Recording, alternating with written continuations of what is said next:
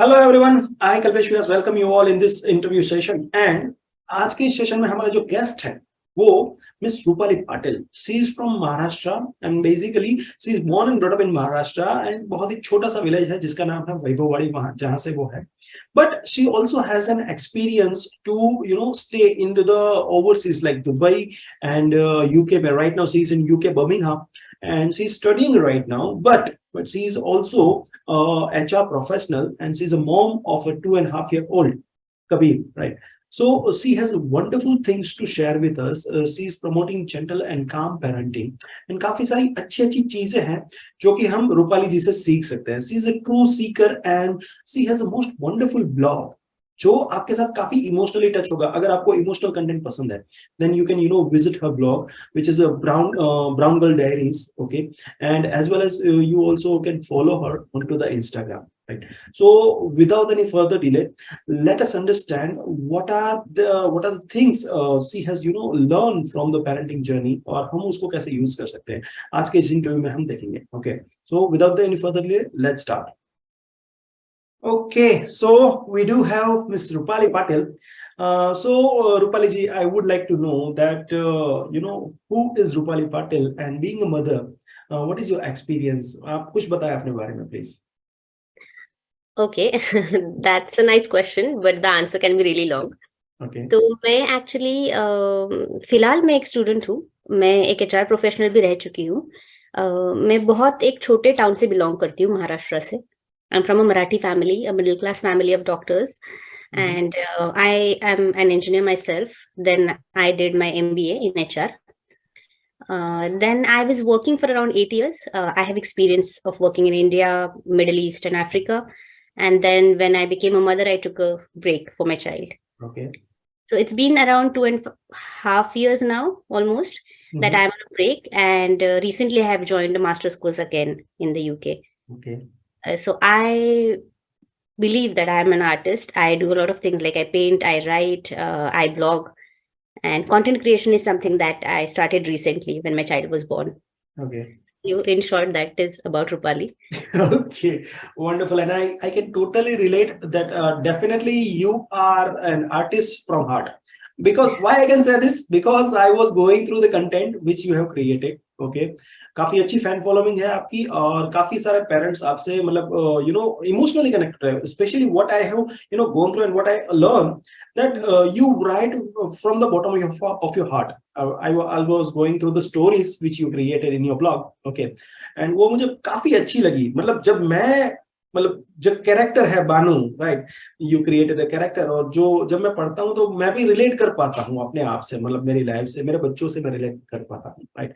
So how this thing come up, like okay, before you were a writer and then you turn into, मतलब mother बनने के बाद आपने ये सब लिखना स्टार्ट किया या पहले से ही आप लिखती थी वगैरह वगैरह? I would like to know about this. Okay, actually writing मुझे अच्छा लगता है बचपन से. तो स्कूल में जैसे हम पार्टिसिपेट करते हैं, एसेज हो गया या फिर कोई कंपटीशन हो गया, तो मैं लिखती थी and I used to win. So I thought okay, I think I am good. मैं जर्नल मेंटेन करती थी जैसे हम बहुत सारे लोग करते हैं. मैं लिखती थी उसमें. तो लिखना एक हॉबी नहीं था, it was more of a passion for me. लिखना बचपन से थी. पर अगर आप मुझे बोलेंगे कि मैंने ब्लॉगिंग कब स्टार्ट किया, तो ब्लॉगिंग मैंने तकरीबन 5 साल पहले स्टार्ट किया होगा. और मैं काफी सारे प्लेटफॉर्म्स है उस पर लिखती थी. उसमें से एक प्लेटफॉर्म है माउंटप्रेसो जो पेरेंटिंग पे है. तो उस पर मैंने लिखना चालू किया जब मैं प्रेग्नेंट थी. तो तब से ये जर्नी काफी अच्छी रही है मेरे लिए. मैंने काफी कुछ ब्लॉगिंग साइट्स पे लिखा है. फिर मैंने अपना खुद का पर्सनल ब्लॉग चालू किया विद द नेम ऑफ बनू, जो आपने बोला. तो बनू एक्चुअली इज माय नेम. मेरी माँ मुझे प्यार से बनू बुलाती है.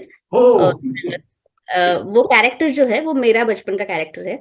कुछ एक्सपीरियंसेस मेरे हैं, मोस्टली मेरे एक्सपीरियंसेस है. कुछ मैंने उसको थोड़ी सी कहानी जोड़ दी है हवा से. तो वो कैरेक्टर वैसे मैंने डेवलप किया है. फिर जब मैं ब्रेक पे थी तब मैंने सीरियसली क्रिएटिव राइटिंग करना स्टार्ट किया. मैंने एक कोर्स किया था ब्रिटिश काउंसिल का.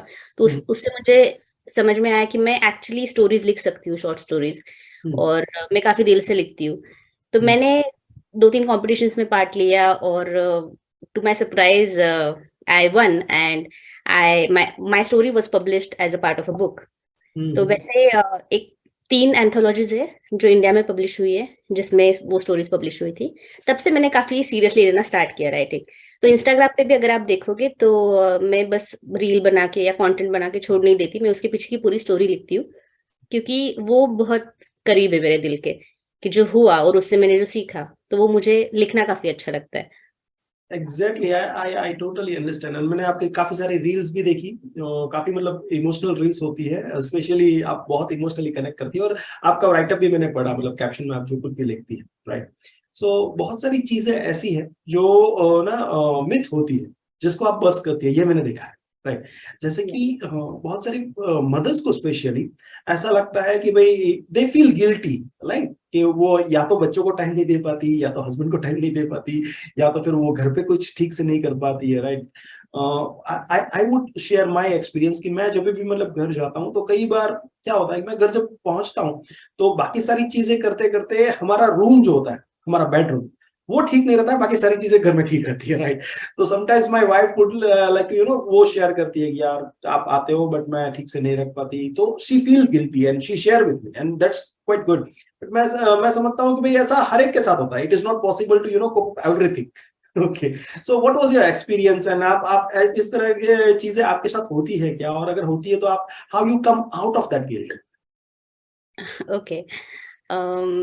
गिल्ट हर एक माँ से जुड़ी है एक्चुअली। अगर आप मुझे पूछेंगे तो गिल्ट माँ को कभी नहीं छोड़ती है। So I do not have an answer to how do I come out of that guilt. I can never totally come out of that guilt. But मैं ये समझती हूँ कि सब कुछ मैंने करना और सब कुछ परफेक्टली करना जरूरी नहीं है। क्योंकि अगर आप देखोगे, बहुत सारी माओ को लोग पूछते हैं, आप वर्किंग मॉम हो या फिर आप होम मेकर हो। डैड्स को कोई नहीं पूछता आप वर्किंग डैड हो। अ, मतलब it is understood, right? Yes. I think we have reached a stage जहाँ पे पेरेंटिंग काफी तरीके से इम्प्रूव हो चुका है, जहाँ पे हम इक्वली देखते हैं रोल्स को। तो अगर कोई डैड को ये नहीं पूछता तो कोई माँ को क्यों पूछता है? ठीक है। अगर कोई डैड को नहीं पूछता कि अरे आप जॉब करके आते हो, फिर भी आप आते हो, आप काउच पे बैठते हो, आप आराम करते हो। अगर कोई माँ जॉब करके आती है तो वो बैठ नहीं सकती, उसको खाना बनाना है, उसको बच्चों को संभालना है, ठीक है। तो माओ के साथ ये गिल्ट इसलिए होता है क्योंकि उनको बहुत सारी चीजें एक साथ करनी होती है, और वो खुद ऐसे समझती है कि मुझे ये करना है। मैं बहुत सारी माओ को ये बताना चाहती हूँ कि जरूरी नहीं है कि आप हर चीज खुद से करो। आपको जहां चाहिए आप हेल्प लो। अगर आपसे एक चीज नहीं हो रही है आज, तो आप वो कल करो। ठीक है। मतलब I have learn to be okay with the mess in my house. Okay, क्योंकि मेरे पास भी 24 घंटे है। और अगर मैं कुछ करना चाहती हूँ जो मुझे चाहिए, जैसे मैं पढ़ती हूँ, तो ये मैं अपने लिए कर रही हूँ, क्योंकि मैं चाहती हूँ कि मेरा बच्चा मुझे देखे और सोचे कि हाँ, मेरी माँ अपने लिए भी जीती है। एग्जैक्टली। मुझे वो महान फिगर को कहीं ना कहीं, वो ग्लोरिफिकेशन को ब्रेक करना बहुत जरूरी लगता है। कि एक अगर माँ है तो उसने घर पे भी रहना है, सारे काम करने हैं, बच्चों को संभालना है, जॉब भी करना है, क्यों करना है? एक्चुअली होता क्या है कि लोगों ने, सोसाइटी ने एक एक बॉक्स बना दिया है कि उसी में फिट होता है, मतलब मदर मतलब ये करना, फादर मतलब ये करना। Even I would like to share my experience that sometimes I am doing all this things like parenting thing and all, and if you अगर आप देखोगे तो पेरेंटिंग एरिया में, मतलब इस पर्टिकुलर नीश में आपको लेडीज ज्यादा मिलेगी, मदर्स। ओके, चाहे वो पेरेंटिंग इन्फ्लुएंसर हो या तो फिर पेरेंटिंग के लिए पीडियाट्रिशियन भी आपको लेडीज ज्यादा मिलेगी। ये सारी चीजें मैंने काफी देखी है। And when we started this moment and I started to show my face that yeah I am into the parenting thing and all, तो काफी लोग मुझे बोलते थे यार you, I am also an engineer, I have my own company जिसमें हम बहुत सारी चीजें टेक्नोलॉजी के रिलेटेड करते हैं। तो बोलते हैं आप वो कर रहे थे, यहाँ पे कहाँ आ गए, ये तो मतलब लेडीज का काम है। Okay, I usually get such kind of question, but I truly feel that वो जो बॉक्स है उससे बाहर निकलना बहुत जरूरी है। एंड टाइम ऐसा नहीं है, पहले ऐसा था जब हमारे पेरेंट्स होते थे, तो उस टाइम पे ऐसा था कि भाई उसके लिए फिक्स रिस्पॉन्सिबिलिटीज थी और वो फिक्स काम ही करते थे। Okay, but now it is not the time where you can fix anything, मतलब रिस्पॉन्सिबिलिटी फिक्स कर पाओ। Okay. With that, I would like to know your routine in the UK. Right now, you are in Birmingham, right? Okay. Right. तो India में आप रही है, वहां पे आपका कैसा रूटीन था? वो तो कम्प्लीटली अलग ही था डेफिनेटली। बट जब आप यहाँ पे हैं, आप एक मदर है, आपका बच्चा आपके साथ है, कबीर आपके साथ है, right, and you are doing lot of things. तो what is your normal routine right now? Okay. So in India it was totally different because when I was in India I was not married. तो वो life काफी अलग थी, मेरा काफी career oriented life था। घर के काम मैंने कभी मतलब मैंने सारे काम सीखे क्योंकि वो आने चाहिए, लाइफ स्किल्स है, पर मैंने कभी ज्यादा किए नहीं। जैसे कुकिंग हो गया, हर चीज के लिए इंडिया में आपको हेल्प मिलता है, तो वो लाइफ वैसा था। तो मैं अपने करियर पे बहुत सारा फोकस करती थी और अपने हॉबीज परस्यू करती थी। शादी के बाद मैं थोड़े साल दुबई में रही हूँ और वहां पे भी मैं जॉब करती थी, पर स्पेशली मॉम होने के बाद ये हमारा दोनों का डिसीजन था, हस्बैंड वाइफ का, कि मैं ब्रेक लूंगी। मुझ पे कोई ऐसा रिस्ट्रिक्शन या कंपल्शन नहीं था, पर फिर भी मैंने डिसाइड किया कि अच्छा, नेचुरली मदर जो होती है वो बच्चे से सबसे ज्यादा क्लोज रहती है for the initial few months and years. तो मैंने सोचा कि मैं ब्रेक लूंगी। तो उसके बाद life has been very interesting, मतलब बच्चों से भी हम काफी कुछ सीखते हैं। और फिर हम यूके आए जब कबीर 2 साल का हुआ। तो यूके में फिलहाल मैं यहाँ पे अकेली हूँ उसके साथ, और मेरे हस्बैंड ज्वाइन करने वाले हैं। पर last 3.5 months it's just me and Kabir. तो मेरा रूटीन ऐसा है कि मैं सुबह जल्दी उठती हूँ, उसके पहले उठना पड़ता है मुझे, क्योंकि फिर my bath, my household chores and everything I have to finish once he wakes up. वो उसको बिल्कुल सेंस ऑफ अर्जेंसी नहीं है, जो 2 साल के बच्चे को नहीं रहती। वो बहुत सारा टाइम लेता है, मतलब उसको ब्रेकफास्ट भी बनाने में हेल्प करना है, उसको नहीं अच्छा लगा तो कुछ और बनाना है। फिर हम तकरीबन 1 घंटा, 1 से 1.5 घंटा मेरा उसमें जाता है, उसको तैयार करो। मैं उसको बिल्कुल रश नहीं करती, मुझे अच्छा नहीं लगता क्योंकि वो अभी छोटा है। तो फिर उसके बाद मैं उसको नर्सरी ड्रॉप करती हूँ, फिर मैं अपने कॉलेज जाती हूँ। तो ये सब होता है 9 या 10 बजे से पहले। ओके। ठीक है, मेरा दिन बहुत जल्दी शुरू होता है। और फिर मैं कॉलेज पहुंचने के बाद अपने क्लासेस अटेंड करती हूँ। घर आने के बाद खाना बनाती हूँ, कि यहाँ पे यूजुअली हेल्प नहीं मिलता, तो सारे घर के काम करना या फिर खाना बनाना वो मुझे करना पड़ता है। और उसके बाद जब वो सब हो जाता है तो फिर जाके उसको पिक करके लाती हूँ। फिर उसके बाद evening time I spend with him, क्योंकि वो दिन भर मुझसे दूर रहता है। तो शाम के जो भी 3-4 घंटे है वो हम साथ में स्पेंड करते हैं, खाना खाते हैं। उसको सुलाने के बाद मैं अपने असाइनमेंट्स करती हूँ, या फिर मुझे कुछ ऑनलाइन कोर्स करना है, या फिर हमारे कॉलेज का एक रूटीन है कि अगर आपने कुछ पढ़ा है दिन में तो वो तुम्हें थोड़ा मटेरियल देंगे जो आपको एंड ऑफ द डे पढ़ना है। तो उसके बाद मैं वो पढ़ती हूँ। तो मेरा दिन शुरू जल्दी होता है, खत्म बहुत लेट होता है। ओके। नो कंप्लेंट्स दो, थोड़ा सा हेक्टिक हो जाता है, पर I am enjoying every bit of it, क्योंकि मुझे बहुत एम्पावर्ड फील होता है कि मैं ये सारी खुद से चीजें कर सकती हूँ, अच्छे से कर सकती हूँ। और फिर भी ये सब करते वक्त मैं अपने बच्चे के साथ बहुत ही काम रह सकती हूँ। तो आज ग्रेट। तक मतलब मैंने कभी मारना मार तो बहुत दूर की बात है, पर मैं उस पर गुस्सा नहीं करती। और मुझे बहुत अच्छा लगता है इस चीज को लेके कि मैं अपना पेशेंस और अपना जो क्या बोलते हैं उसको, पीस मेंटेन कर पा रही हूँ। पीस ऑफ माइंड आप मेंटेन कर पा रही है, right? Wonderful. And as far as I understand कि जब हम पेरेंट्स बनते हैं, राइट, तो जैसे आपने एक चीज बताई कि हम अपने बच्चों से काफी चीजें सीखते हैं। मैंने एक बुक पढ़ी थी, your child is your Guru. Okay, it is written by Mr. Manoj Lekhi and it's a wonderful book. And yeah, I totally relate. मतलब हम जब बच्चों को देखते हैं तो हम सोचते हैं कि यार ये ऐसा भी हो सकता है। We get another point of view for everything, almost everything, because उन लोगों के पास कोई लॉजिक नहीं होता है, right? Without logic, they whatever they feel they express, and वो वो मोमेंट में जीते हैं। हाँ, एग्जैक्टली exactly. और वो हम कहीं ना कहीं पे छोड़ आए हैं पीछे। सो जब भी हम पेरेंट बनते हैं तो वो एक अपॉर्चुनिटी है हमारे लिए कि हम ये सारी चीजें फिर से कर पाए। Yes, great. So with this I would like to know कि जैसे आपने बताया कि you are right now studying, okay, so after being a mom, मतलब आपको कैसा ये इंस्पिरेशन हुआ कि मैं और स्टडी करूं, मैं आगे मतलब करियर बनाऊं? यूजुअली लोग ये प्रेफर नहीं करते हैं, मतलब वो बहुत सारी रिस्पॉन्सिबिलिटीज होती है। तो what make you inspire, what kicks that particular flame कि नहीं ये आपको करना है, आपको स्टडी करना है further? Kalpesh, that's a very good question, क्योंकि मैं यहाँ पे एक दो बहुत इंपॉर्टेंट इश्यूज एड्रेस कर सकती हूँ इस क्वेश्चन के जरिए। कि जब मैंने ब्रेक लिया था तब मैंने सोचा था मैं 1 साल का ब्रेक लूंगी, ठीक है। धीरे धीरे वो 2 साल में कन्वर्ट हो गया, क्योंकि मुझे खुद कंफर्टेबल नहीं लग रहा था कि मैं अपने बच्चे को किसी और के हाथ में छोड़ूं। अगर वो छोड़ भी रहे कुछ लोग तो it's comfortably completely fine, because it's there decision. But I am saying कि पर्सनली मुझे ऐसा वो गिल्ट लग रहा था बहुत, जो आपने बोला, जो मॉम गिल्ट रहता है। तो मैंने वो ब्रेक 2 साल तक एक्सटेंड किया। उसके बाद मैं जॉब्स देखना स्टार्ट किया। तो अनफॉर्चुनेटली अगर कोई माँ ब्रेक पे रहती है तो लोगों की एक्सपेक्टेशन रहती है कि वो कम सैलरी पे ज्वाइन करे, या तो फिर वो कोई कम पोजीशन पे ज्वाइन करे क्योंकि वो ब्रेक पे थी। पर आपको ये समझना बहुत जरूरी है कि वो ब्रेक पे थी, वो चिल नहीं कर रही थी। उसने काफी सारे लाइफ स्किल्स सीखे हैं और she is a great asset to any firm if she joins. Exactly. तब मुझे वो रियलाइज हुआ कि शायद जरूरत है कि मैं अपने स्किल्स थोड़े अपग्रेड करूं, और शायद जरूरत है कि मैं थोड़ा सा ब्रेक लूं कॉर्पोरेट प्रेशर से, और कुछ सीखूं, तो मेरा कॉन्फिडेंस जो है वो फिर से रिवाइव हो जाएगा कि मुझे वापस फील्ड जॉब करना है या कॉर्पोरेट फील्ड में उतरना है। तो that was the decision. Of course बहुत डिफिकल्ट था, बहुत लोग प्रेफर नहीं करते क्योंकि ये बहुत प्रेशराइजिंग है। जैसे मैं देख रही हूँ, मतलब मैं 2 जिंदगी जी रही हूँ जो मेरे लिए बहुत प्रेशराइजिंग है, पर मैं कंप्लेन नहीं कर रही हूँ क्योंकि मुझे उससे कुछ सेटिस्फेक्शन मिल रहा है कि मैं कुछ सीख रही हूँ। तो मैं पूरी तरीके से समझती हूँ कि हर माँ ये नहीं कर सकती, या फिर करना भी चाहे तो उसको फैमिली सपोर्ट नहीं मिलता। मेरे केस में मेरे हस्बैंड ने मुझे काफी सपोर्ट किया। उन्होंने बोला you can do what ever you want and I will support you, however, mentally, physically, emotionally, financial is a very important part. तो तब मैंने डिसाइड किया, क्योंकि ये 1 साल का ही कोर्स है, तो मैंने सोचा चलो मैं ट्राई करती हूँ कि मैं 1 साल का कोर्स करती हूँ and then I get back to job. तो ये थोड़ा सा मेरे लिए क्या बोल सकते हैं हम, थोड़ा एक एक्सपेरिमेंट नहीं बोल सकते, पर थोड़ा प्रैक्टिस हो रहा है मेरे लिए ये, कि मैं थोड़े, अगर पूरा पूरा हफ्ता नहीं तो एटलीस्ट 3 दिन मेरा बच्चा मुझसे दूर रह रहा है, तो ये मेरे लिए भी प्रैक्टिस है, उसके लिए भी प्रैक्टिस है। और वैसे वैसे स्लोली मैंने सोचा कि ग्रेजुअली एक शिफ्ट करते हैं, तुरंत काम ज्वाइन करने से मेरे लिए भी थोड़ा गिल्टी होगा। तो वो थॉट था उसके पीछे।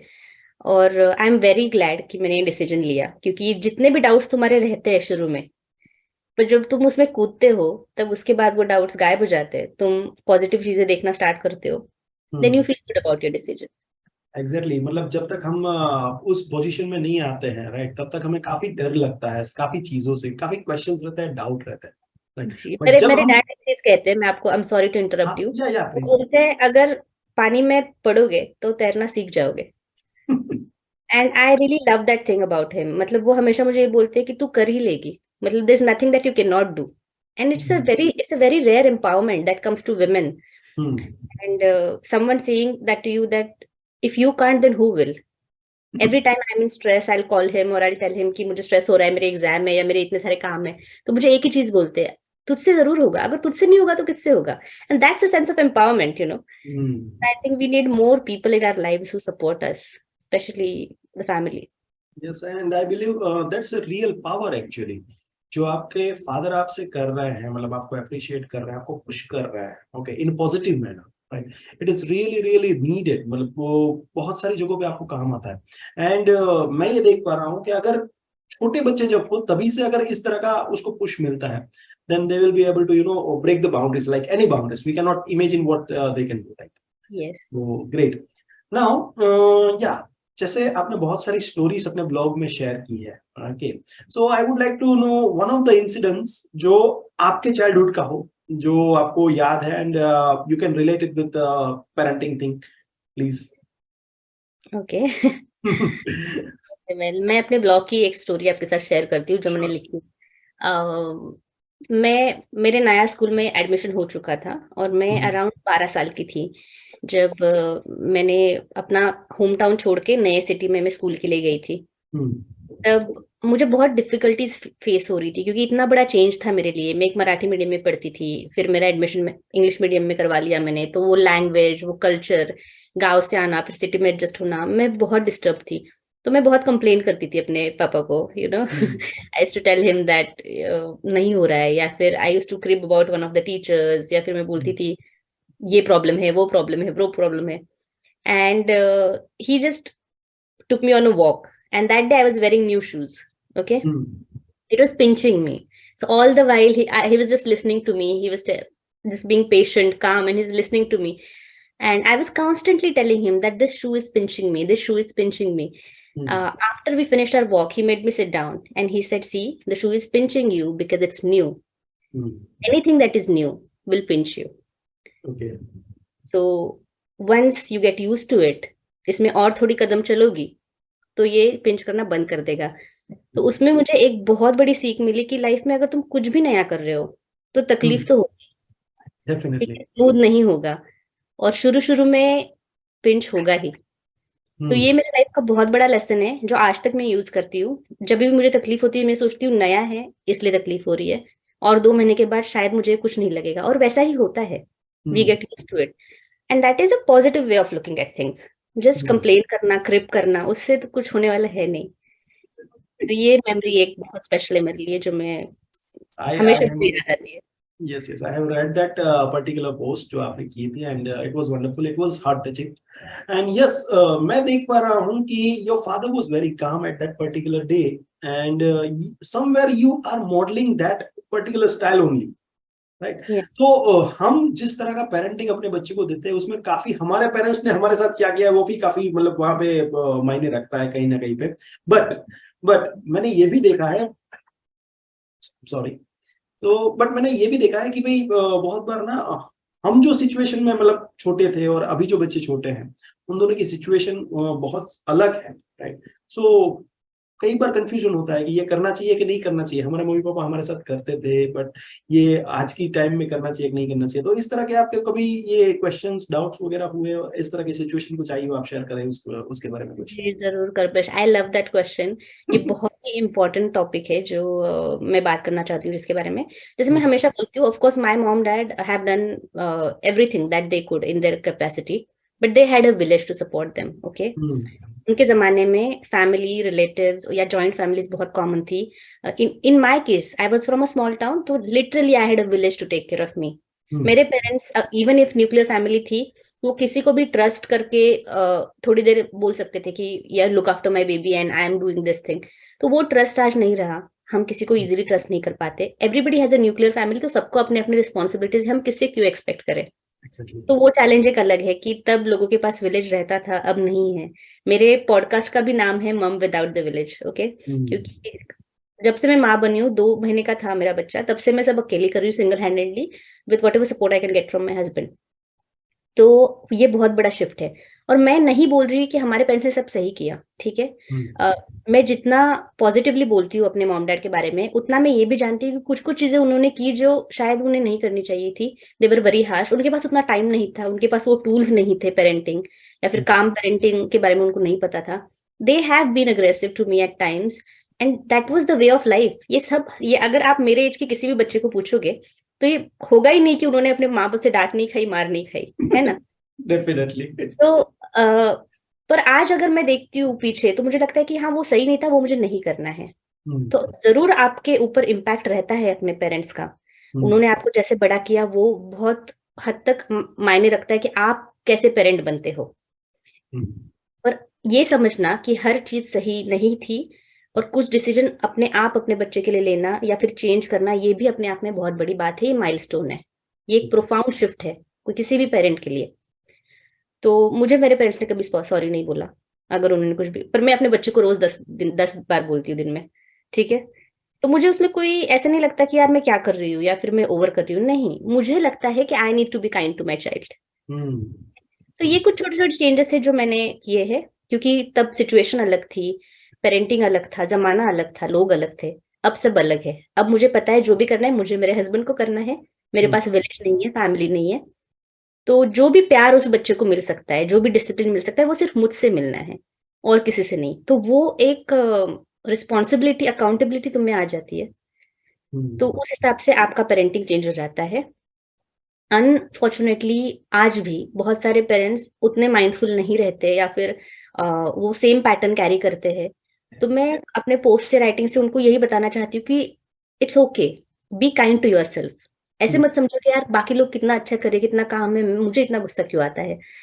It's okay, it's just your conditioning, but just being aware of it कि हाँ मुझे गुस्सा आता है और ये गलत है और मुझे इसको इम्प्रूव करना है। ये अपने आप में बहुत बड़ा शिफ्ट है। तो जहां तक आप केयर करते हो कि ये मुझे अच्छा बनना है, तब तक सब सही है। ओके, यहाँ पे मैं एक और चीज देख पा रहा हूँ, जैसे हम बहुत सारे मतलब पेरेंटिंग इन्फ्लुएंसर्स से, बहुत सारे पीडियाट्रिशियन से, बहुत सारे अलग अलग लोगों के पेरेंटिंग नीश में बहुत सारे लोगों से मेरी बातें होती रहती है, इंटरव्यूज होते रहते हैं, हम वर्कशॉप्स भी करते हैं। तो एक चीज जो मैंने आइडेंटिफाई की है आजकल, you know, Indian parents, Indian mom specially, वो बहुत ज्यादा मतलब ये चल रहा है कि भाई जेंटल पेरेंटिंग में अपने बच्चों को कुछ नहीं करूंगी, ये नहीं करूंगी, वो नहीं करूंगी, उसका ध्यान रखूंगी, उसको बहुत प्यार से रखूंगी।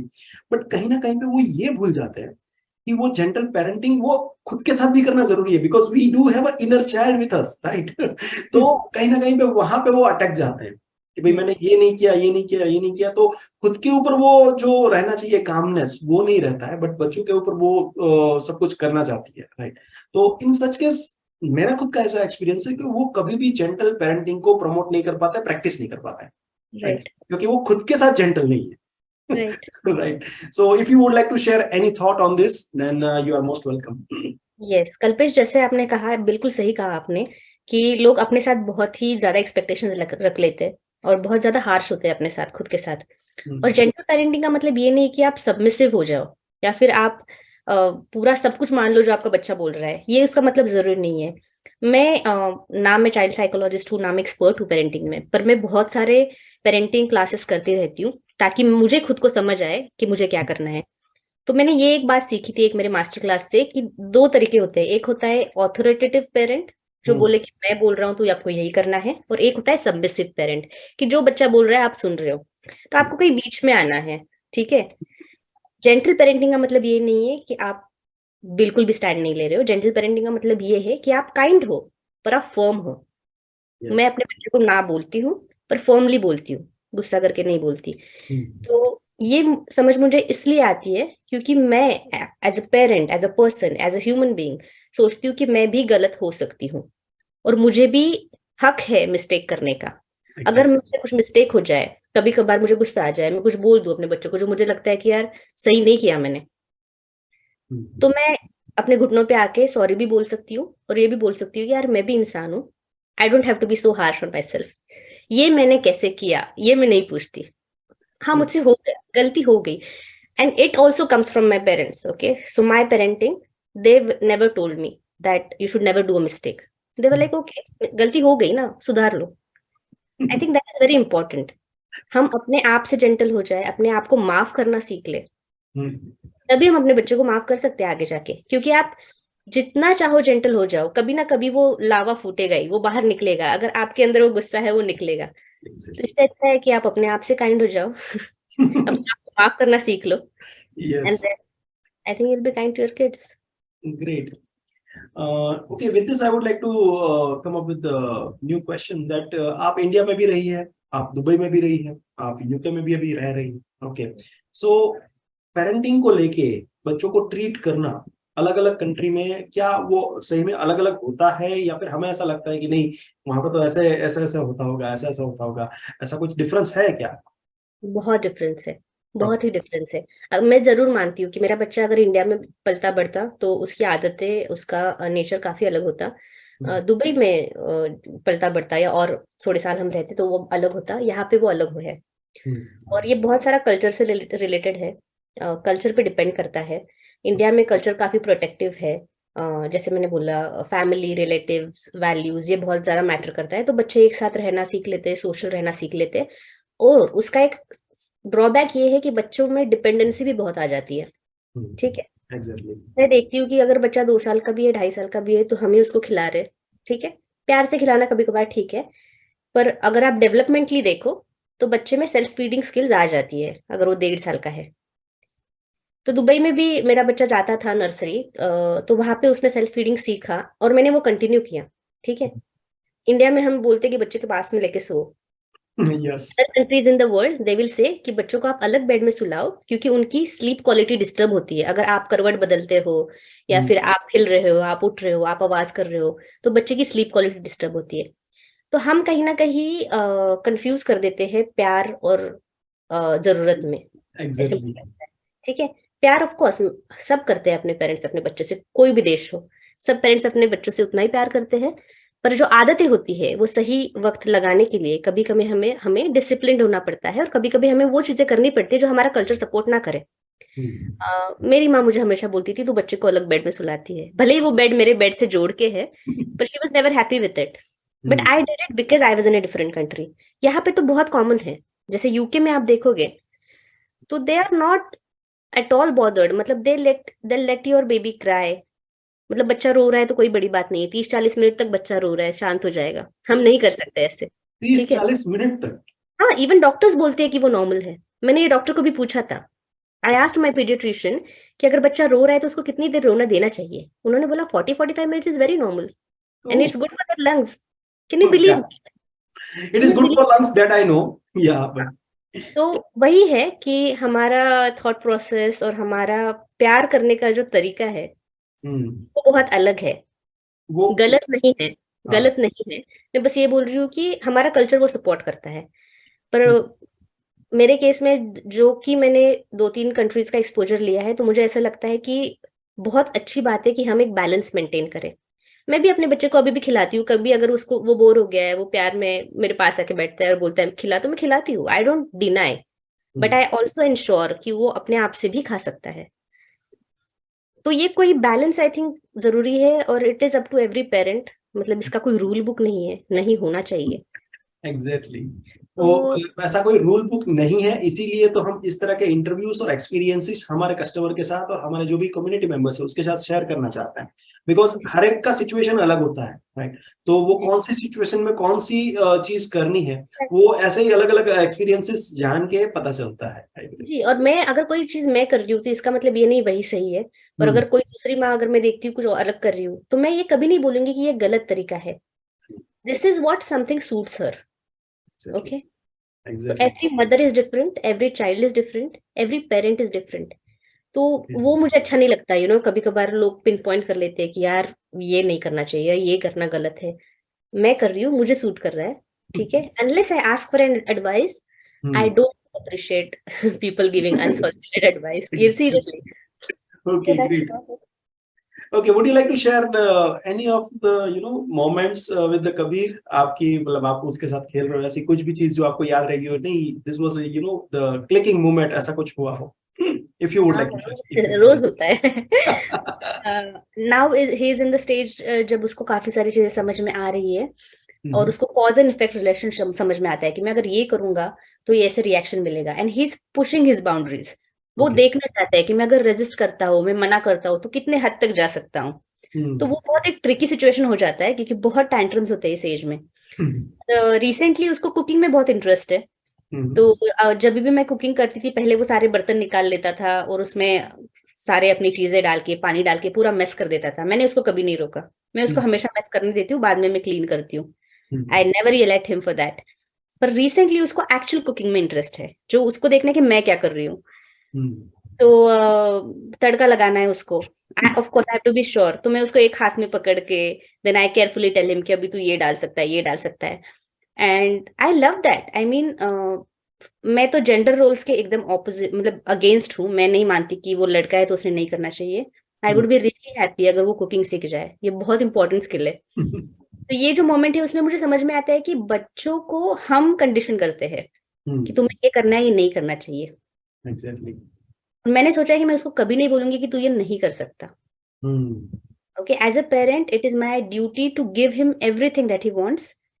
पर मुझे वो भी ध्यान में रखना है कि उसको अगर कुछ सीखना है तो मैं उसको रोकू ना। तो एग्जैक्टली। फिलहाल हम कुकिंग सीख रहे हैं, और वो एंड बहुत, उसमें क्या होता है ना, वो बहुत इंटरेस्टेड रहता है। अगर कोई चीज उसने बनाई है या उसको लगता है उसने बनाई है, तो वो खाता भी है। तो exactly. It's a win win for me.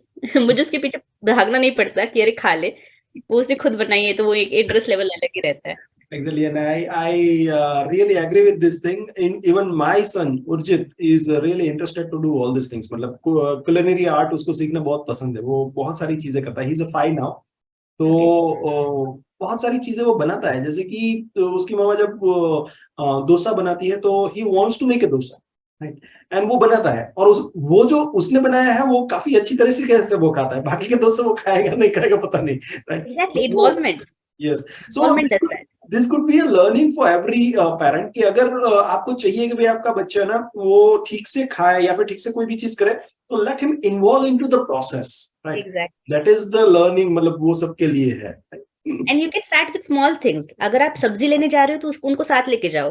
ये हम्म। छोटी सी बात है, पर हम्म। उनको जहां जहां तक ये लगेगा कि मैं इस प्रोसेस में इन्वॉल्व हूँ, अकाउंटेबल हूँ, तब वो उसको ज्यादा इंटरेस्ट से एंजॉय करेंगे, खाएंगे।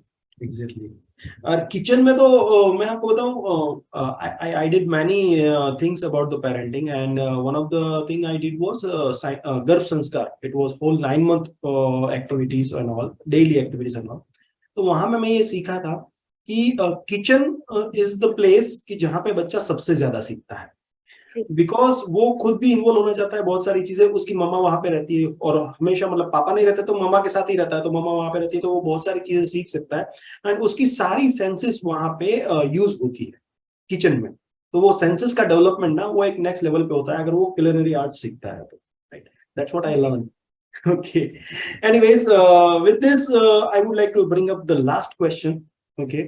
If you would like to, share anything, मतलब आप अपनी जर्नी में जो कुछ भी सीखी है as a mother, okay, as a parent, आप जो कुछ भी सीखी है उसमें से कोई एक या दो चीज अगर आप शेयर करना चाहे हमारे फैंस से तो प्लीज. ओके. ये बहुत ही फुलफिलिंग जर्नी रही है मेरे लिए. और देयर वर मोमेंट जहाँ पे मैंने रिग्रेट भी किया है ब्रेक लेना. I don't shy away from accepting it कि I have been a mom who wanted a break from my baby. Okay. और जब मुझे ब्रेक दिया गया तो मैं उसको बहुत बैडली मिस करती थी. तो motherhood has taught me so much. It has changed me inside out. I would want to tell all the parents out there, especially the mothers, कि जरूरी नहीं है कि आपका लाइफ पूरा अपने बच्चे के आसपास घूमता रहे. जरूरी नहीं है. पर अगर आप चाहते हो कि आपको टाइम स्पेंड करना है, आपको ब्रेक लेना है, तो आप बेझिझक ले लो. ठीक है. आपको किसी को प्रूव करने की जरूरत नहीं है.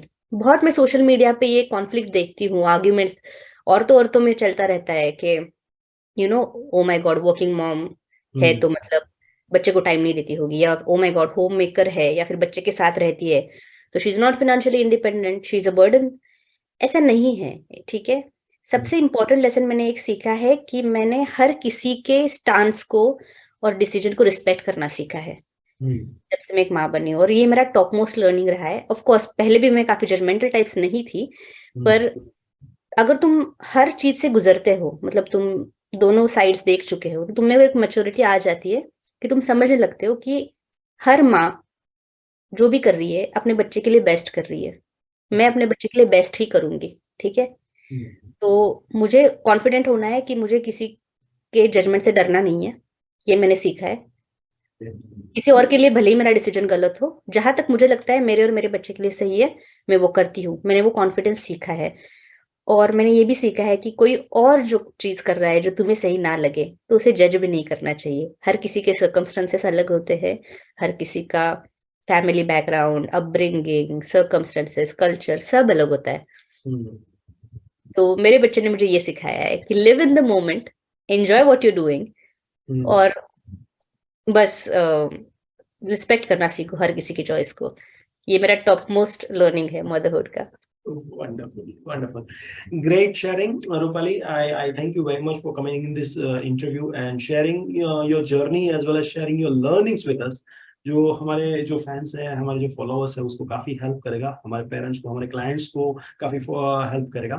As well as I would also request all the listeners and the viewers कि अगर आप काफी इमोशनल टाइप कंटेंट को कंज्यूम करना चाहते हैं related to the parenting and all, then I must say अब तक का मैं जो बहुत सारे कंटेंट्स मैंने देखे उसमें सबसे अच्छा कंटेंट मुझे रूपाली जी का लगा है. Then you can follow Rupali ji also. Okay, and you can find her on the Instagram mom_on_the right? Okay, and yes, and आपका जो blog है the Brown Girl, right? Yes, you please Brown Girl Diaries. Yeah, Brown Girl Diaries, right? So you can follow Rupali Patil and you can learn so many things. Okay, so with this I would like to conclude this session. Thank you very much, Rupali ji. It was great talking to you. Yes, same here. So you wonderful parents, wonderful listeners and wonderful viewers, आज का जो session था वो काफी बढ़िया था. हमने बहुत सारी चीजें सीखी मिस रूपाली पाटिल से, एंड वही सारी चीजें आई होप कि आपके पेरेंटिंग जर्नी में आपको काम आए. सो हम अगेन फिर से एक नया इंटरव्यू, एक नई हस्ती को लेके आएंगे इसी सेशन में, इसी शो में, और आपको और भी पेरेंटिंग के बारे में बहुत सारी अच्छी अच्छी चीजें जानने को मिलेगी. So stay tuned. Thank you very much. Have a nice time. Bye bye.